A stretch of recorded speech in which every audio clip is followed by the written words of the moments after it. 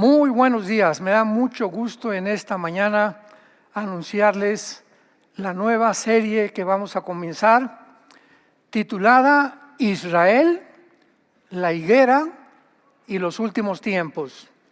Israel, la higuera y los últimos tiempos. Abran sus Biblias en el capítulo 24 del libro o el Evangelio de Mateo.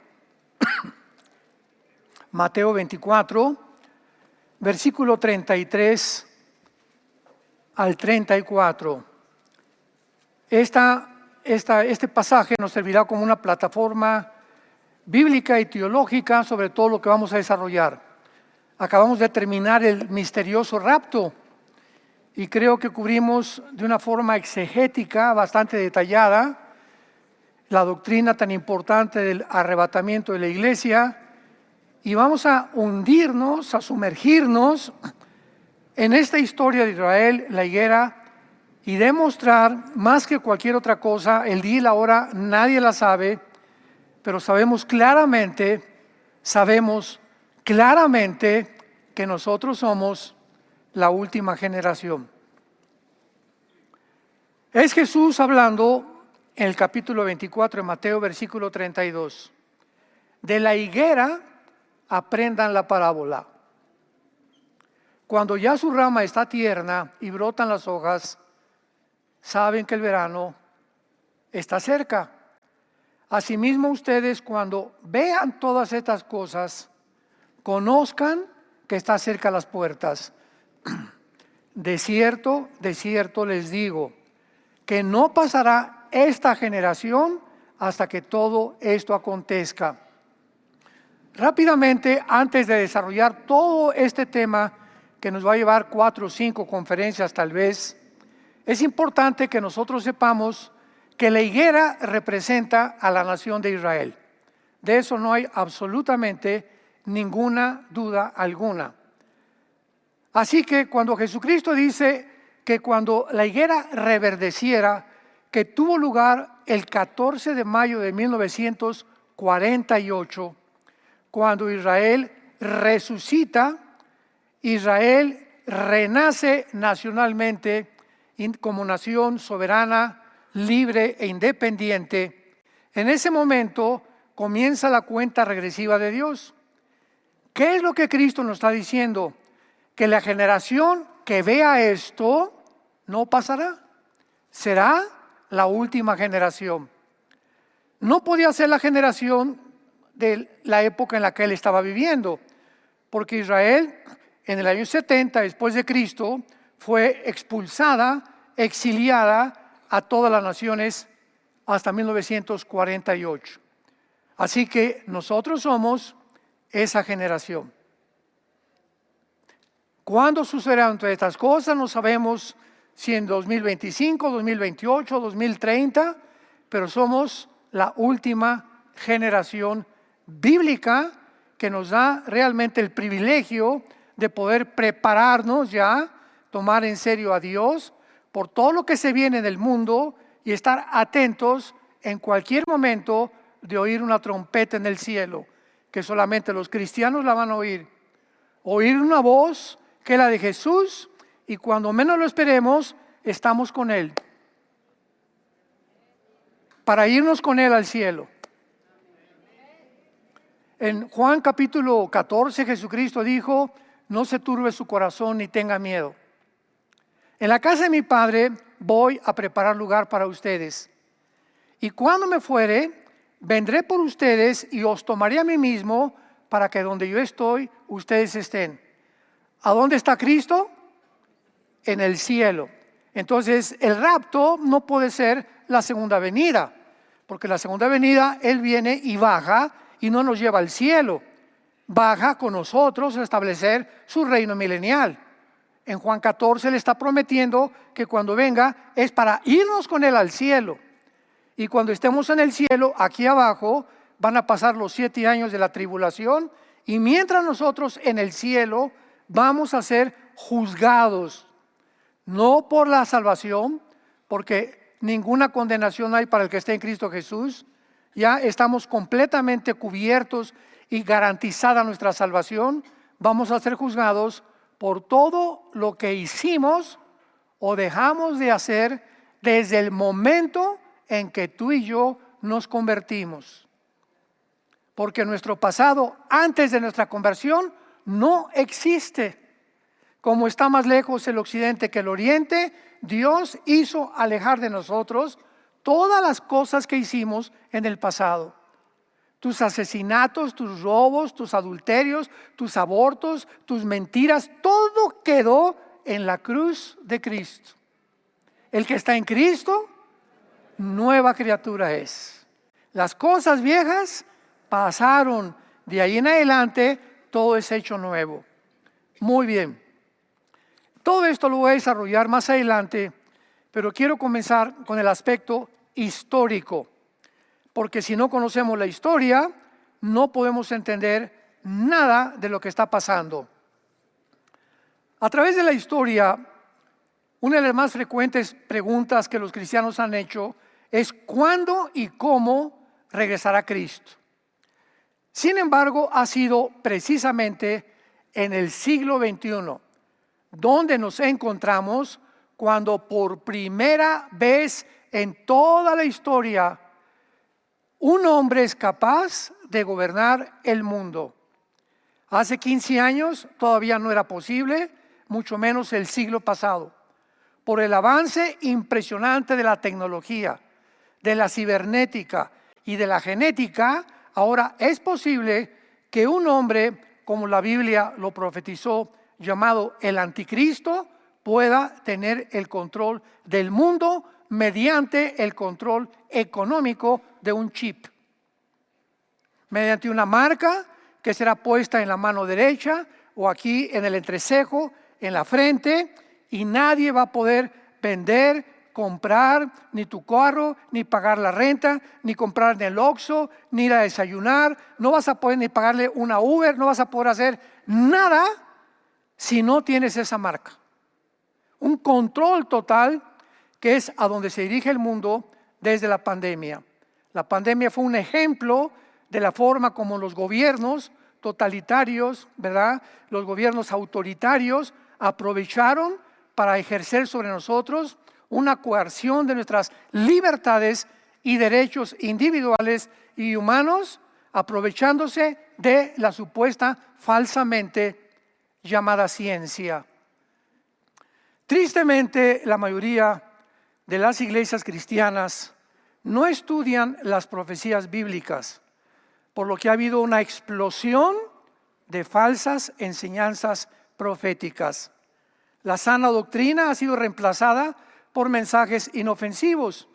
O sea, ya no se quiere predicar el pecado, el infierno, la segunda venida, el arrebatamiento de la iglesia, el juicio del gran trono blanco, el juicio de los cristianos arriba en el cielo. Nada de eso, todo es ahorita sugar coated, como le llaman en inglés, cubierto con azúcar para que la gente no se vaya y siga viniendo a la iglesia. Y el evangelio bíblico ofende. ¿Por qué? Porque es la palabra como una espada que penetra a lo profundo de tu vida y te dice, tú estás viviendo mal, tú eres un pecador, eres una pecadora, necesitas arrepentirte de tu vida, cambiar de dirección y creer en la cruz lo que Dios hizo en tu lugar con la sangre de Jesucristo. Pero como amenaza a nuestra libertad personal y como a mí no quiero que me diga nada a nadie y como ya tengo yo mi religión y nadie me la va a quitar, no hay ningún problema. Pero ya fuiste expuesto a la luz y el rechazo de esa luz es la razón del juicio venidero. En este tiempo, cuando todos los eventos proféticos están siendo cumplidos literalmente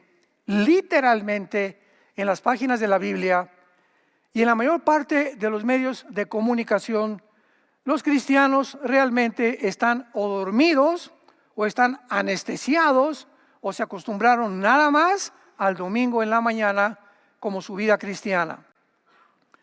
En Lucas 18:7, Cristo hizo una pregunta. Cuando el Hijo del Hombre venga, ¿hallará paz en el mundo? O sea, fue una pregunta capciosa, adelantándose proféticamente a saber que cuando Él venga, vendrá un mundo donde reinará la apostasía de la iglesia.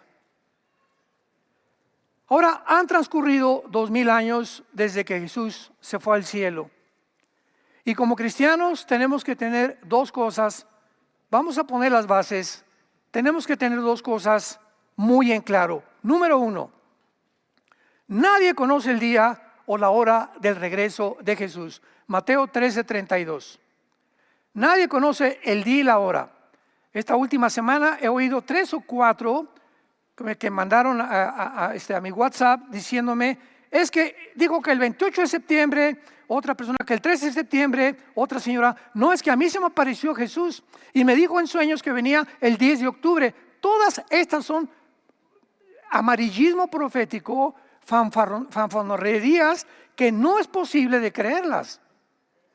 Porque el día y la hora, vamos a ver que aunque no sabemos el día y la hora, podemos saber los tiempos en que nos encontramos y lo vamos a demostrar con la palabra de Dios. Entonces es muy importante poner en claro esto. Y en segundo lugar, que sí podemos conocer los tiempos en que nos encontramos. Veamos algunos pasajes, Mateo capítulo 16. Para demostrar esto, siempre respaldémonos con la Biblia. Mateo 16. Vinieron los fariseos y los saduceos para tentarle y le pidieron que le mostrara señal.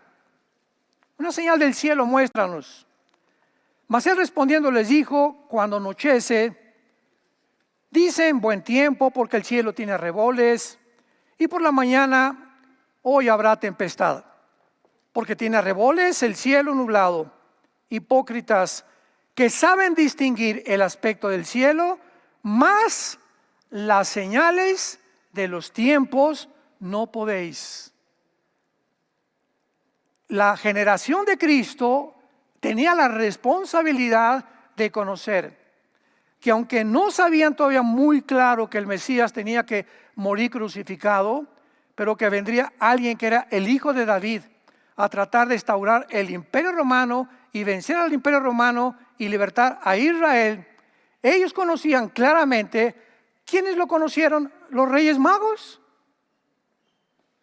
Los Reyes Magos. ¿Quiénes sean los Reyes Magos? Bueno, sabemos que la palabra mago, magí, ¿verdad? En el latín no es una persona que, como la magia que se practica actualmente, eran reyes que eran científicos o se les podría llamar astrónomos. ¿Quiénes eran estos tres personajes que no son Melchor, Gaspar ni Baltasar, ni tampoco Chencho, ni Chencha, ni Chencho? Son hombres que han inventado. Eran personas que venían de Irak, guiados por una estrella, por una luz. ¿Y quiénes eran? Bueno, si retrocedemos 600 años antes de Cristo, Daniel lo nombraron el jefe de los astrólogos de Babilonia. ¿Se acuerdan los que han leído el libro de Daniel? Fue nombrado jefe de los astrólogos porque le salvó la vida cuando no le pudieron interpretar al rey Nabucodonosor el sueño. Y lo nombró el rey, el jefe de los astrólogos. Entonces Daniel les compartió la semana 70 de Daniel 9, 24 al 27. Y sabemos que estos han de haber sido la tercera generación de estos maestros de Daniel o discípulos de Daniel que supieron claramente que iban a ser un Mesías en Belén. Y cuando llegan le preguntan a Herodes, que se asustó, ¿dónde está el rey de los judíos? El único que sabían. Viene un rey a conquistar y a surgir el imperio completamente israelí sobre el mundo entero. Entonces Cristo se enoja con los fariseos, que ellos eran los estudiantes de la ley. ¿Cómo no saben distinguir las señales de los tiempos? Veamos otro ejemplo en la primera carta a los Tesalonicenses, capítulo 5, que también Pablo los exhorta por ignorar las señales de los tiempos en que ellos no podían ser engañados y fueron engañados, por lo que les mandó la segunda carta a la iglesia de Tesalónica. Primera de Tesalonicenses 5, dice Pablo, pero acerca de los tiempos y de las ocasiones, no tienen necesidad, hermanos, no tienen necesidad, hermanos, que yo les escriba. O sea, ustedes ya ¿Para qué les mandé hace poco la doctrina del arrebatamiento de la iglesia? Les acabo de compartir todo lo que está viniendo en el mundo y no tiene necesidad, porque ustedes saben perfectamente bien que el día del Señor, o sea, el día del Señor es la tribulación, los 7 años de la tribulación o la semana 70 de Daniel. Ustedes saben perfectamente bien que la tribulación vendrá como ladrón en la noche, que cuando digan paz y seguridad, vendrá sobre ellos destrucción repentina. Y en la segunda carta a los tesalonicenses, les tiene que volver a escribir a estos cabezones tesalonicenses, porque le mandaron otra carta a Pablo diciendo que ellos ya creían que había maestros, según Tesalonicenses capítulo 2, del 1 al 5, que ya estaban en el día del Señor, que ya estaban en la tribulación. Y Pablo les dice en la segunda carta, es que la tribulación no puede venir porque antes viene la apostasía y que se manifieste el anticristo. Entonces, ¿ya está el anticristo? No, pues entonces no estamos en la tribulación. ¿Ya están los sellos? ¿Ya murió una cuarta parte de la humanidad en el cuarto sello? No, pues entonces ¿por qué es que ya estamos en el cuarto sello? Hay gente que así me ha dicho, estamos en la quinta trompeta. Le dije, pero ¿de qué fumaste anoche? Increíble, increíble que haya tantos cristianos con una mente tan oscurecida de ignorar los tiempos y las señales que Dios quiere que tengamos.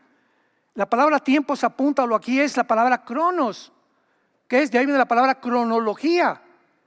No tenemos necesidad de saber qué es lo que viene primero. Primero viene el arrebatamiento de la iglesia.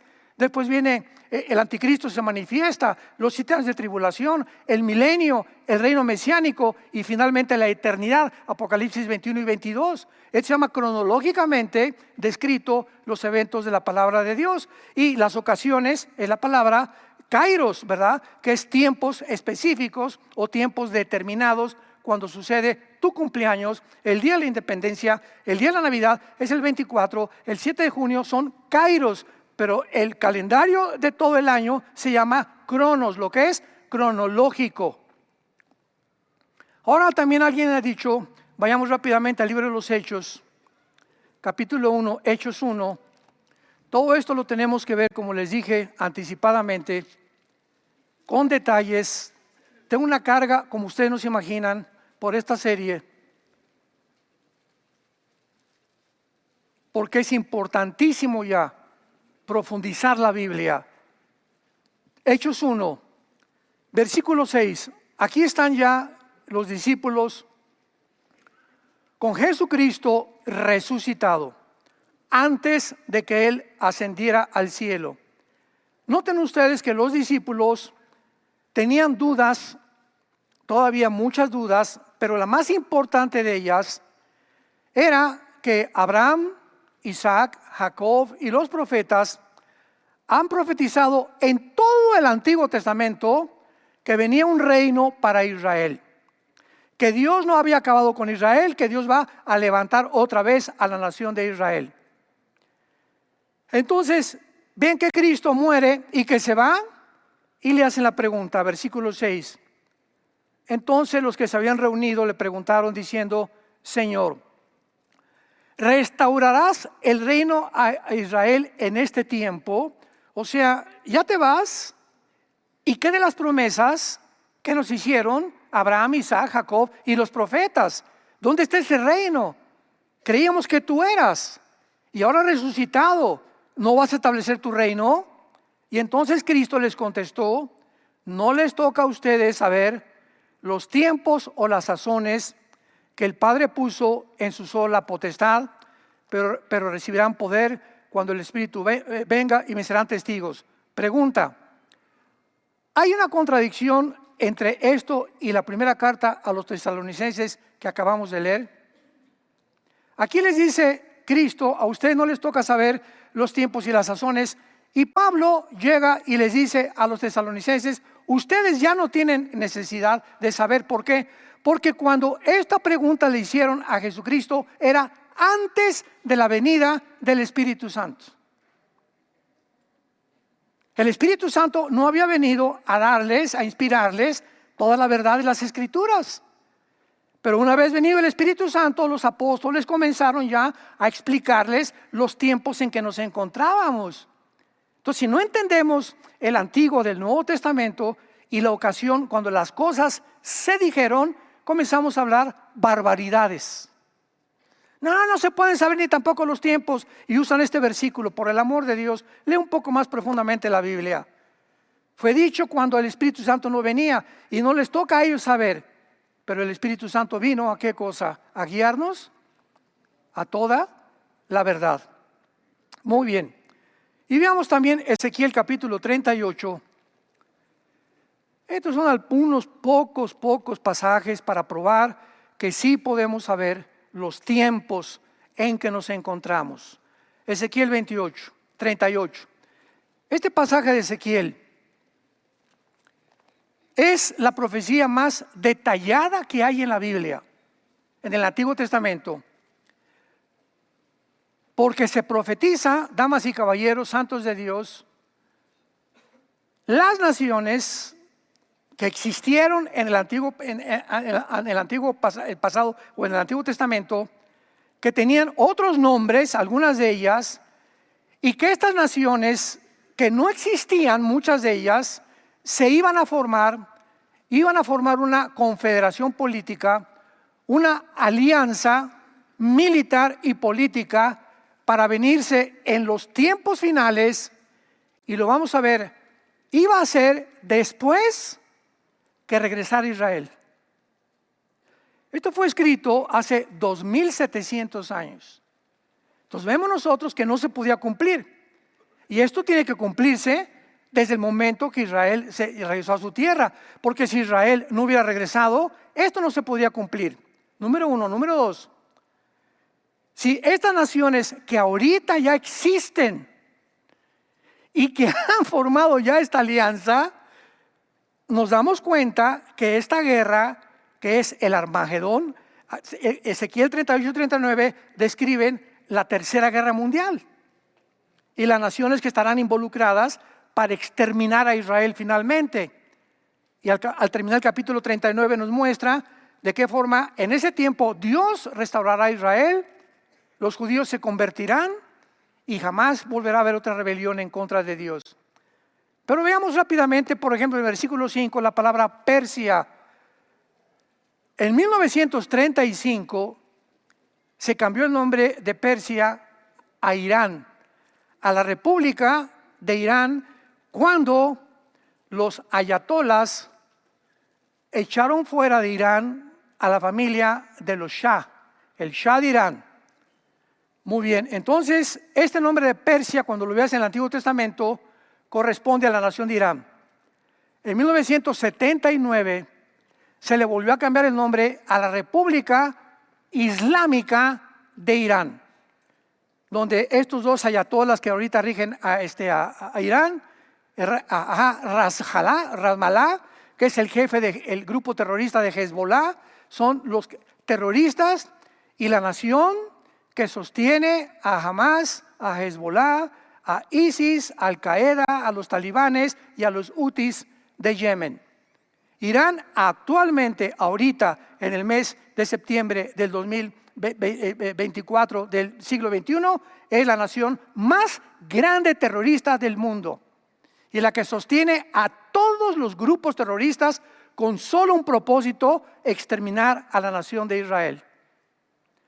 Qué interesante que Irán va a formar parte del ejército del anticristo, de los que se van a venir en contra de Israel. Luego tenemos a Cush y a Phut. Todo esto ya lo vimos en algunas otras series, pero es un repaso muy breve. Cush y Phut. ¿Cómo sabemos quiénes son Cush y Phut? Versículo 5, porque en Génesis 10, versículo 2 y 3, búsquenlo en el YouTube. Tengo toda la serie sobre la guerra del 38-39 de Ezequiel, explicado con muchos detalles. En Génesis 10, versículo 2 y 3, fueron hijos de Cam. ¿Quién es Cam? Sem, Cam y Jafet fueron los tres hijos de Noé, de donde tú y yo descendemos. no de Toluca, ni tampoco de Atlacomulco vienes. Todos absolutamente nosotros descendemos de 3 hijos de Noé. Los jafetitas formaron todo lo que es el mundo anglosajón europeo. Toda la gente güera, de ojos claros, blancos, son anglosajones descendientes de Jafet. Todos los semitas, los de Sem, son todos los árabes y los judíos también, y forman parte casi de todo el, pues se llama Medio Oriente, porque son judíos y árabes. No hay cosa, ni ha existido jamás nada como palestinos. Los palestinos son árabes que se adjudicaron un nombre nuevo que no existe. Existía la Palestina, que fue un emperador romano, Adriano, que le cambió el nombre a Israel, porque querían borrarle el nombre de Israel y le pusieron la Palestina. Pero en la guerra de 1967, cuando llegan los judíos y sacan a 5 naciones árabes, le cambiaron el nombre, y la Franja de Gaza, que pertenecía a Egipto, Cisjordania, que pertenecía a Jordania, y el norte de las colinas de Golán, que estaba Siria, fueron completamente desubicados. Israel tomó posesión a través de la guerra de algo que les habían quitado anteriormente. Y los árabes, que cuando llegaron los judíos en el 48 se encontraban ahí en la tierra, eran árabes. Y cuando se les propuso el programa inglés de la partición del Medio Oriente para que se repartieran aquí los árabes y aquí los judíos, ellos lo rechazaron, lo hicieron a un lado.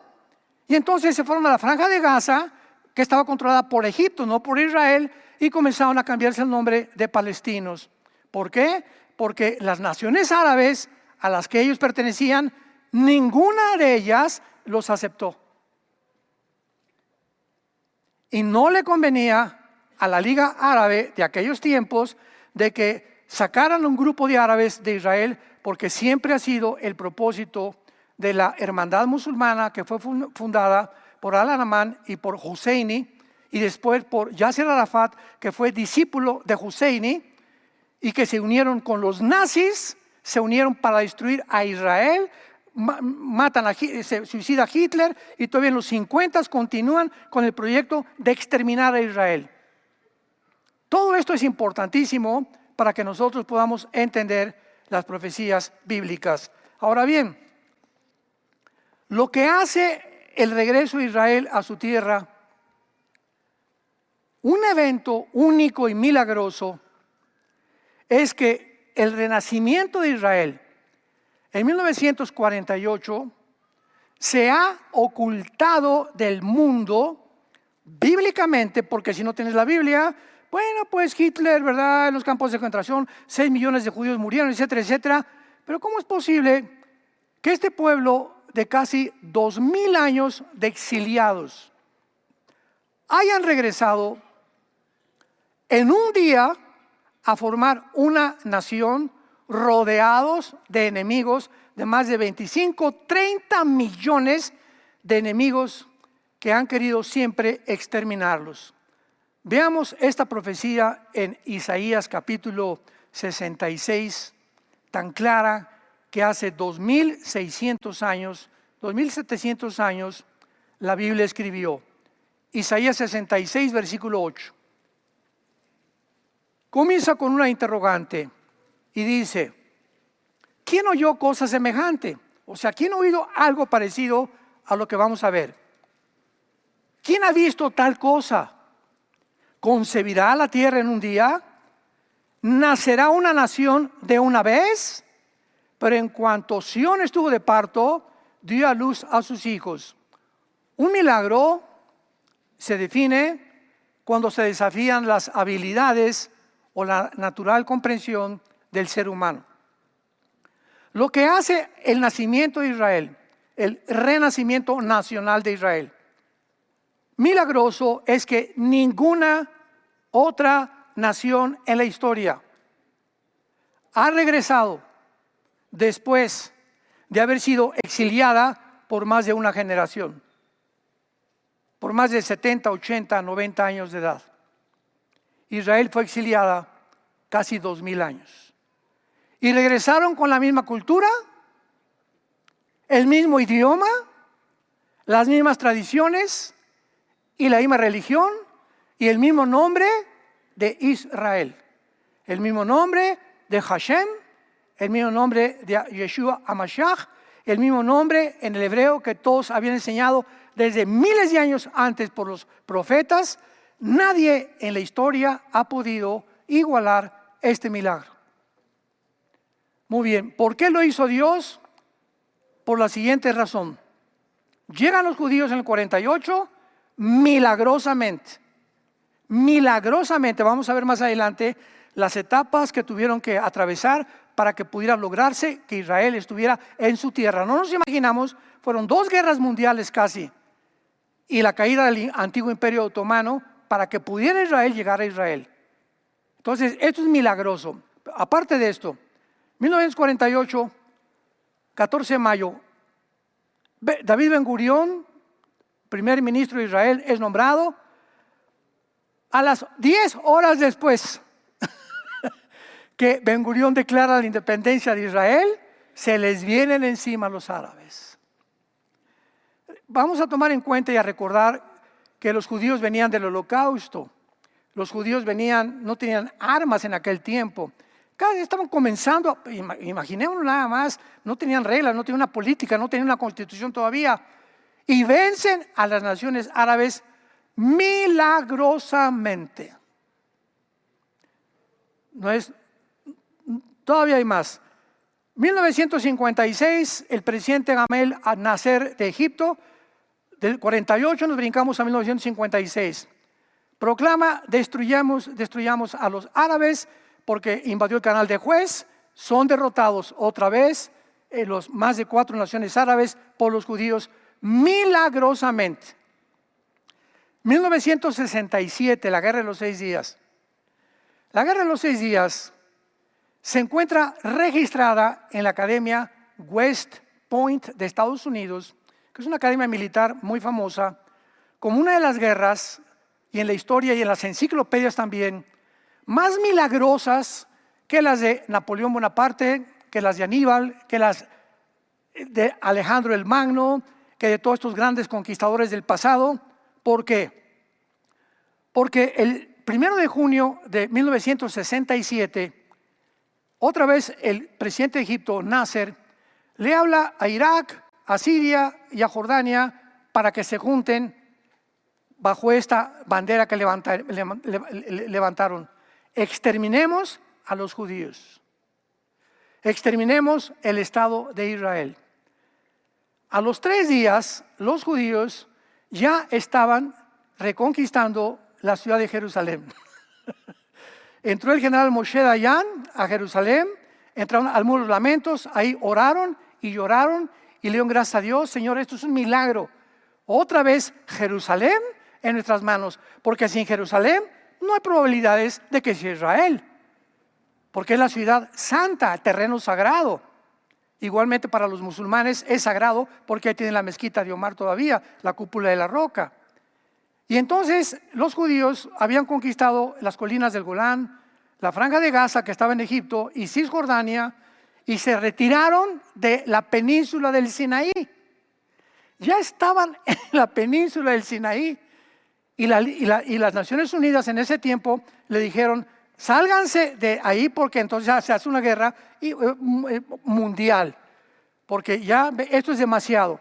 Entonces los judíos accedieron, salieron del Sinaí, pero se quedaron con las colinas del Golán, se quedaron con el banco occidental, que es la ciudad de Jericó o la Cisjordania, y se quedaron con toda la franja de Gaza, donde estaba Egipto, permitiéndoles a los árabes que estaban en Israel que vivieran en Gaza, porque ninguna otra nación les había dado hospedaje ni asilo tampoco. 1973, otra guerra se viene contra ellos en Yom Kippur, que es el día más sagrado para los judíos, entre septiembre y octubre de nuestro calendario. Vuelven los judíos, vean, 48, 56, 67 y 73, 4 guerras en las que Israel milagrosamente, así como fue fundada, sobrevivió. Y desde 1973 hasta nuestros días, estamos en septiembre del 2024, se cansaron, las naciones árabes se cansaron de hacerle guerra a Israel. Entonces Yasser Arafat, que en las 40-50 fue discípulo de un hombre llamado Husseini, junto con Al-Laman, que fundó la hermandad musulmana en Egipto, comenzaron a ser entrenados para que en Gaza se formara un equipo militar y pudieran a través de un ejército derrotar a Israel.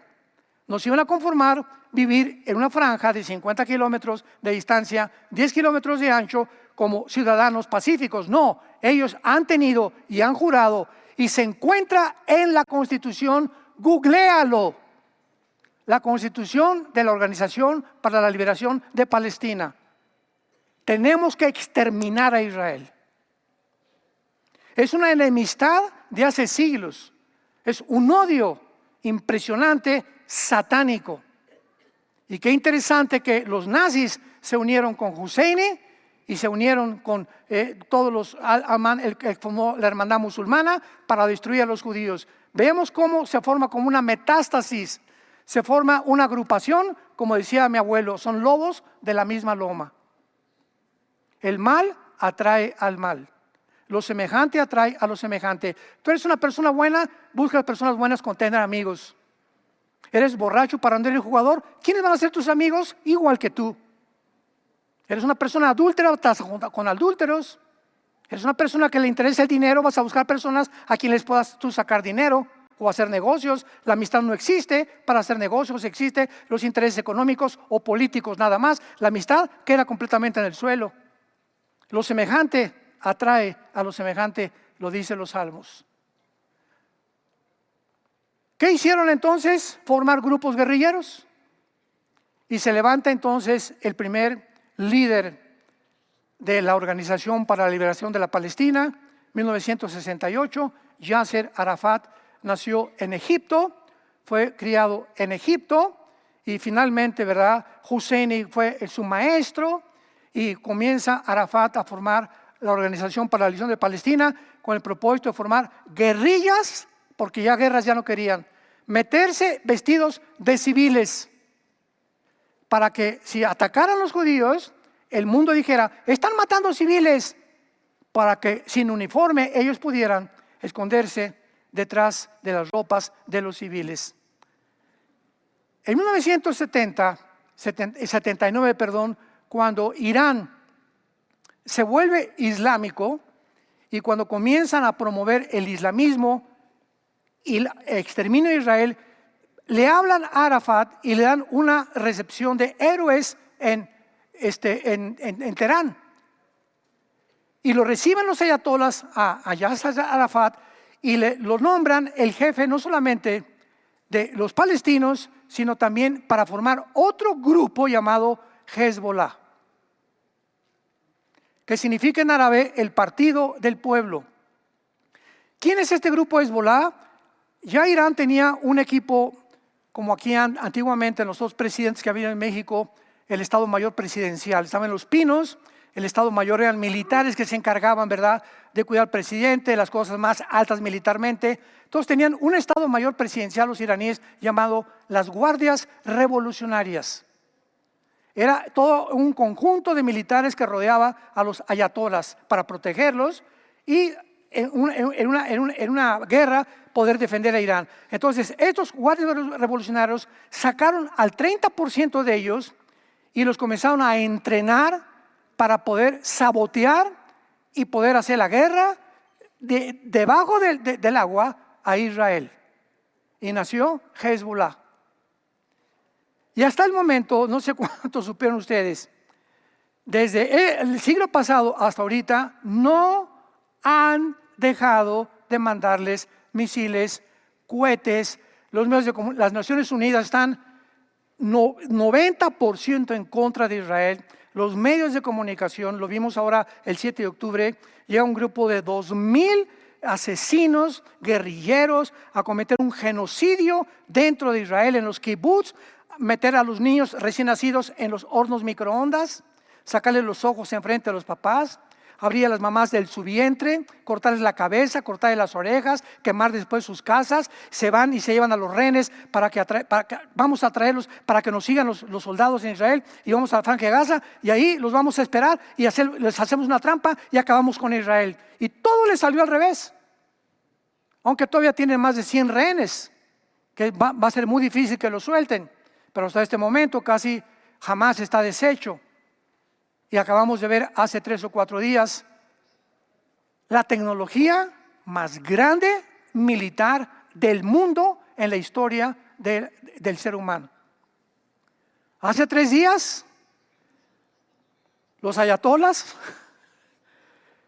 hace algún tiempo ya preveían que los radios, los celulares, los iPhones, los judíos tenían un control impresionante tecnológico por control satelital, y los podían descubrir dónde estaban. Entonces se deshicieron de todos los celulares y compraron beepers. Más de 10,000 beepers. Y los repartieron a todo Hezbolá. Me río, ¿verdad? Porque digo, esto es algo fenomenal, porque todos son asesinos todos. Son asesinos, carniceros, sangrientos. Es una banda completamente demoníaca. Y entonces en sus beepers de repente mandan una señal los judíos. De alguna forma los judíos interceptaron 10,000 beepers, tal vez antes de la fábrica cuando llegaron allá a Irán, pero tiene una tecnología impresionante, y por control remoto los hicieron explotar. Han muerto como 15 nada más de Hezbolá, pero otros, ¿verdad? Bueno, total que se quedó Hezbolá ahorita completamente derribado, jamás completamente derribado, y vemos nosotros por qué no han podido acabar con Israel. ¿Por qué no han podido destruirlo? ¿Cómo es posible que esto haya sucedido en el mundo que vivimos? Y ahorita Rusia, Putin dice, esto de Israel es fenomenal, dijo. Es absolutamente increíble. ¿A quién se le hubiera imaginado? Ni en la Guerra de las Galaxias, ni en las películas de Julio Verne, pudimos ver lo que acaba de hacer Israel con un ejército sin mandar nada, desde lejos destruirlos. Y terminamos leyendo Jeremías capítulo 35, que nos dé la respuesta a la Biblia para todos los que tengan oídos, que oigamos lo que la Biblia dice y lo que ha prometido a la nación de Israel. Jeremías capítulo 31, Jeremías 31, 35 y 36. Antes de leerlo, termino con esta frase. Cuando Dios, tenemos que entender, cuando Dios planeó formar una nación, los seres humanos estamos en planeta Tierra. Dios tenía que buscar la manera de que esos seres humanos lo conocieran a Él. Si es que hay un creador, si es que no somos de la nada ni venimos de los animales. Entonces Dios escoge a un hombre llamado Abraham para formar esta nación. Y para que a través de esta nación diera a conocer al mundo entero que Dios es uno, que se llama Yo soy el que soy, Jehová. Y que a través de esta nación Dios manifestara sus propósitos, sus códigos morales y sus valores a través de esta nación. Por eso Dios los escogió. Imaginémonos a Satanás. En cuanto Satanás vio que los judíos eran la nación que dio a conocer al mundo los mandamientos de Dios, los valores morales, qué es bueno, qué es malo, ellos se vino contra ellos, y hasta ahorita no ha terminado de poder exterminarlos. Esto nos hace y nos da la comprensión de por qué los judíos han sido el grupo étnico más calumniado, más perseguido, más asesinado en la Inquisición, en los hornos de Hitler, a través de los tiempos, de todas las naciones los han expulsado. ¿Por qué ellos? ¿Por qué tienen que ser ellos? Y ahora nosotros los cristianos, como en la inauguración de los Juegos Olímpicos. ¿Por qué tenían que burlarse de la última cena de Cristo? ¿Por qué tenían que burlarse del Apocalipsis, aunque ellos no lo sabían? ¿Por qué el ataque ahora es a los judíos y a los cristianos? Porque somos injertados en el mismo olivo, Romanos 11. Por eso, si hay alguien ahorita en el mundo que defiende a Israel, debemos ser los cristianos. No a los judíos ortodoxos que se visten de negro, que nos odian con odio jarocho, porque son los fariseos del siglo XX. Cuando hablamos de Israel tenemos que definir quién es Israel actualmente. Pero ¿por qué ha pasado esto? Escuchémoslo. Jeremías 31, 35. Así ha dicho Jehová.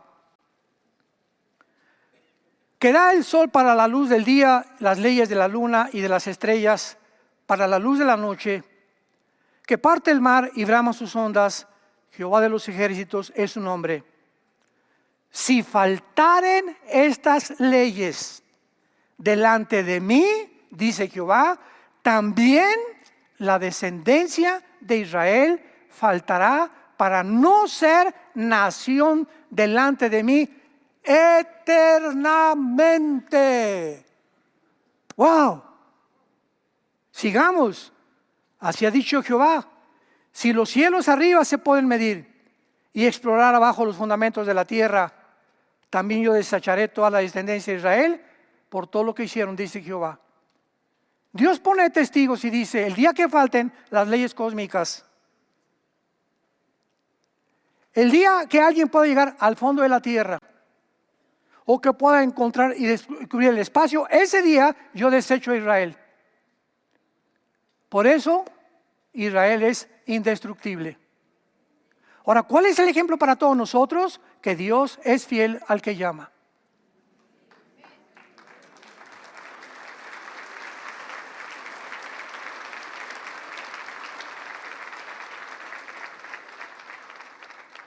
Simplemente Dios nos está diciendo, vean, después de todo lo que me hicieron, lo que le hicieron a mi hijo, soy fiel. ¿Qué nos dice a la iglesia eso? Que nunca te dejaré ni te desampararé. Después de lo que le hiciste a tu esposa, a tu novia, a tu novio, tus abortos y todo, te amo. Quiero tener misericordia de ti, porque de tal manera los amo que mi hijo pagó por ti y por mí lo que tú merecías pagar, la condenación eterna. Y cuando los cristianos descubrimos todo esto, ya no somos antisemitas, porque es impresionante que el antisemitismo, el odio contra Israel, está entrando a las iglesias cristianas. ¿Por qué? Porque no conocen la Biblia. Simplemente por esta razón, por una ignorancia impresionante de las profecías bíblicas. Y tenemos ya que despertar y darnos cuenta que tenemos que orar por Israel, por México más que nunca, por Estados Unidos, por las naciones del mundo. Es nuestra responsabilidad y además continuar ganando las almas. Padre, te damos gracias por tu palabra.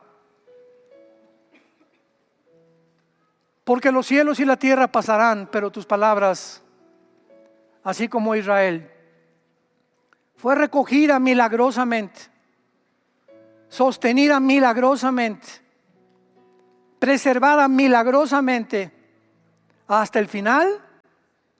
Solamente nos habla que si tú has sido fiel con esa nación, lo serás también con nosotros, con tu iglesia, hasta el fin. Gracias, Padre, porque es la evidencia más grande que tú existes, la sobrevivencia de la nación de Israel. Te alabamos y te bendecimos por tan grande misericordia, por un amor tan infinito, por la profundidad de tu sabiduría, de tus decretos, de tus conceptos, de tus dichos y de todos aquellos preceptos que nos has dejado para saber que somos tus testigos de que tú eres Dios en el cielo y en la tierra. A todos ustedes que nos ven por la televisión, les invitamos a que en esta mañana haz la paz con Dios. No sigas en ese camino que conduce a la muerte, porque hay caminos que parecen derechos, pero su fin es muerte. El pecado trae tristeza, trae destrucción, amargura, rencor, odio. Las dos fuerzas más grandes del universo son el amor o el odio. ¿En qué campo te quieres poner? El odio no dura. El odio es autodestructivo. El amor es eterno. Es paz. Es dominio propio. Es gozo. Es tranquilidad en el alma de saber que no estamos solos, que Dios nos ama. Dile: Jesús, te pido perdón por mi vida. Creo que en la cruz pagaste por mis pecados, que a los 3 días resucitaste entre los muertos, y te pido que entres a mi corazón como mi Señor y mi Salvador. Te doy las gracias por tan grande amor. Amén. Los cielos y la tierra pasarán, y mis palabras permanecerán. Así como Israel acabó en la apostasía, teniendo esto, la Biblia profetiza que así acabará la iglesia también. Muy pocos son los que se van a salvar, porque angosta y estrecha es la puerta que conduce a la salvación, y muchos van a querer entrar y no van a poder, porque no querían pagar el precio. No solamente de creer en Cristo, el diablo también cree en Dios. El diablo no es ateo. No querían pagar el precio de seguir sus pisadas, obedecerlo en sus mandamientos. Y ancha y espaciosa es la puerta que conduce a la perdición, y la mayoría van por ella. ¿En qué puerta te encuentras? ¿En qué camino estás caminando? Ven ahora que Dios te habla. Arrepiéntete de tu vida y siga a Jesucristo, y ten esa paz que sobrepasa todo entendimiento, que guardará tu alma hasta el final de tu vida. Amén.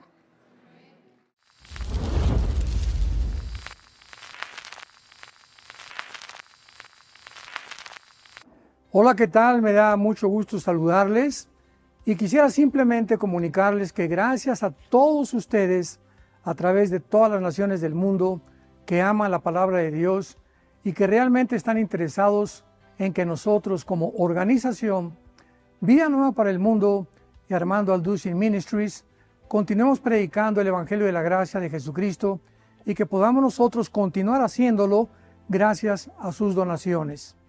Este año cumplimos 46 años de ministerio, 46 años donde hemos predicado, hemos enseñado, hemos tenido seminarios y de diferentes formas de estudios bíblicos alrededor del mundo, y hemos pensado y considerado de una forma fiel el Evangelio de la sana doctrina de Jesucristo.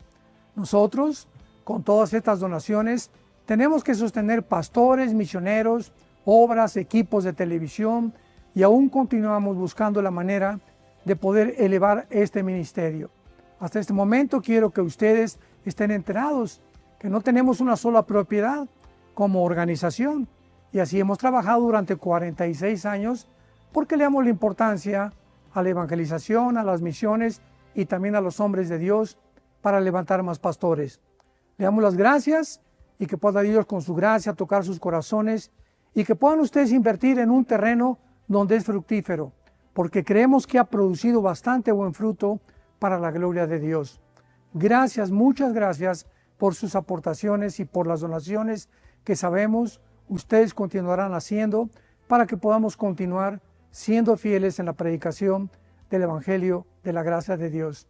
Que Dios les bendiga.